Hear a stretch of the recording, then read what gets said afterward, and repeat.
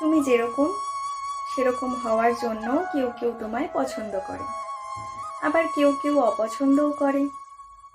তুমি তোমার মতো হওয়ার জন্য যাদের কাছে অপছন্দের, জরুরি নয় তো তাদের কাছে নিজেকে পছন্দের করে তুলতেই হবে বা তাদের প্রমাণ দিতে হবে যে তুমি খারাপ মানুষ নও।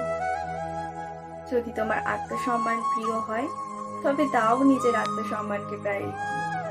কি এসে যায় যদি লোকে ভাবে তোমার নাকুচু বা ইগোইস্টিক? যদি তুমি সবার সাথে মিশতে পছন্দ না করো, তবে মিশো না।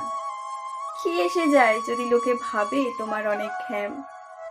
কম কথা বলা স্বভাব হলে, অচেনা মানুষদের সাথে কথা বলতে ইচ্ছে না করলে, তবে দিও না উত্তর সবাইকে। লোকে ভাবলে ভাবুক, তুমি একটু বেশিই ভাও খাও। কি এসে যায়, সহজে বন্ধুত্ব করতে পারলে, বিশ্বাস করতে পারলে তবেই করো। লোকে ভাবুক তুমি স্বার্থপর, কিচ্ছু এসে যাবে না।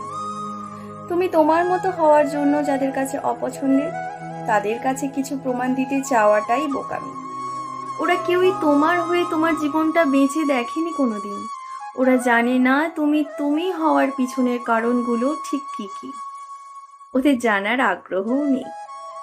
তাই ওদের কথা ভেবে সময় নষ্ট না করে তুমি তুমি হওয়ার জন্য যাদের কাছে পছন্দের, ভালোবেসে তাদের সময় দাও বরং। দেখবে জীবনটা আরেকটু সুন্দর হবে, আরেকটু শান্তির হবে।